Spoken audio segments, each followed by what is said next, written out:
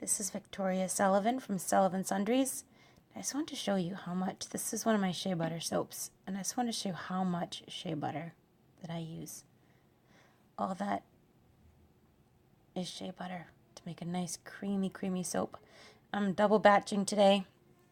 I have found it hard to keep up with the demand doing one at a time, so I went to my trusty neighborhood Goodwill. I picked up another crock pot for $5. And I'm back in business, and I'm double batching today. So this is going to be the Path Less Traveled soap, which is the fir needle essential oil, and the other soap will be the cranberry soap. And that's what I'm doing today. We just had Valentine's Day, and I'm pretty much out of stock, so I'm starting to gear up for my spring. This is when I know it's about time to start my spring soap, when the snow is that high. Because spring's got to be coming soon if the snow is that high. My batches, I've got my oil and my pine water in here. I'm going to mix them up. Both batches.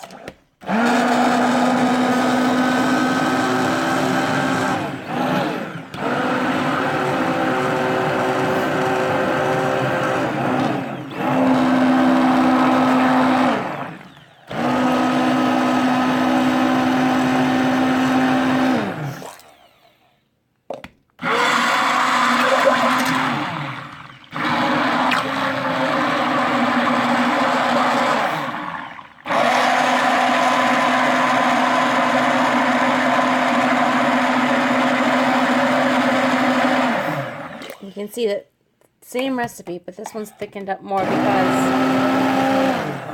I put the lye water in and it sat overnight. So go mix the other batch of lye water.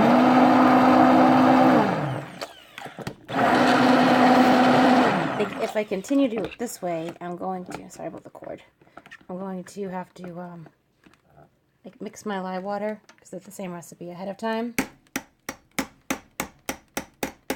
and then just half it when I pour it.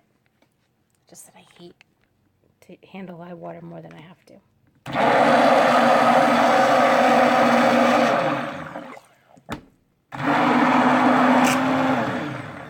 Hold on.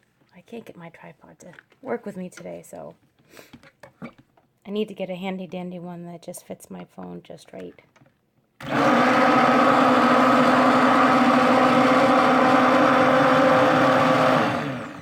Alright, there we go. We're going to just let them sit now, and I'm going to go prepare my essential oils while these are cooking up. They look pretty good though. Looking pretty good.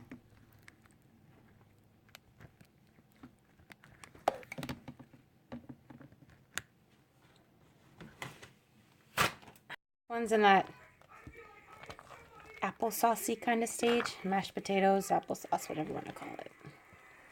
And the other one's just a little bit behind. But that's alright, because I don't want them to finish exactly at the same time. I'll be in trouble because I have to add the essential oils and pour them so quickly.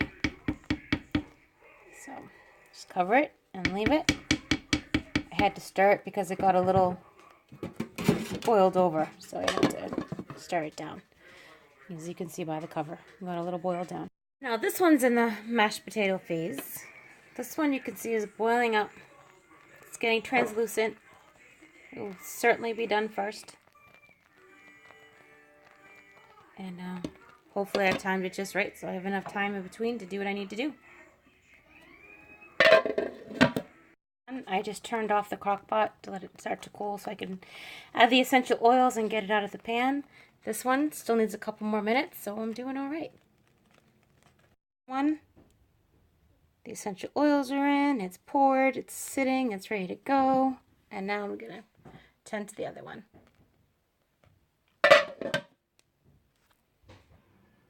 Okay, there we go. They're both batched up, and they'll sit here until tomorrow when I cut them. So, just here.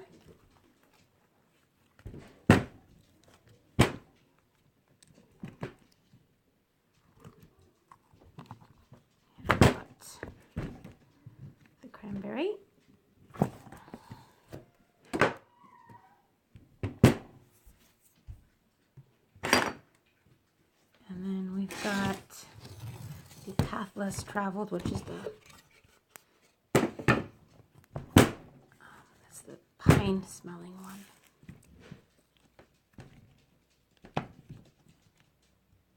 Not strong pine, but it smells really good.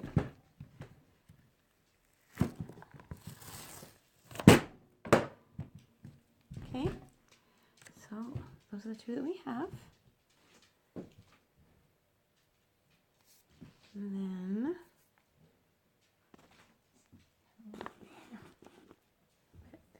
okay, so you can see that's one. That's the other. And I only did these 4 or 5 hours ago, so they were set enough to take out of the molds, but I don't want to cut them quite yet because they'll be a little bit soft. So I'm going to wait till the morning and then I'll cut them. But don't they look pretty? So here we are. That is the final product. And we've got the path, I can't say it, less traveled here. This reminds me of Robert Frost with the snow and the pine. And then there's the cranberry soap. And these are both the shea butter recipe. And I have 8 bars out of 1 loaf, so I've got 16 bars altogether. And let them dry for a couple of days, and then I'll package them up and get them up to the store. So, last time that I taped and I was recording my soap making, I showed you what it was like outside. I said spring was on its way. We had a lot of snow. And you can see it's all gone. You can all see the mess of my yard now that there's no snow here. And there were only 5 days in between that last video and this one. So that's what happens in New England. The weather changes very rapidly. It was actually 70 degrees yesterday. And it's in the 60s today. It will be in the 40s in a couple of days and then back down to the 20s. But spring's around the corner. Okay, so this is the finished product. These are the soaps that I made the other day. And everything's all bundled up and ready to go. I'm going to deliver just a few minutes.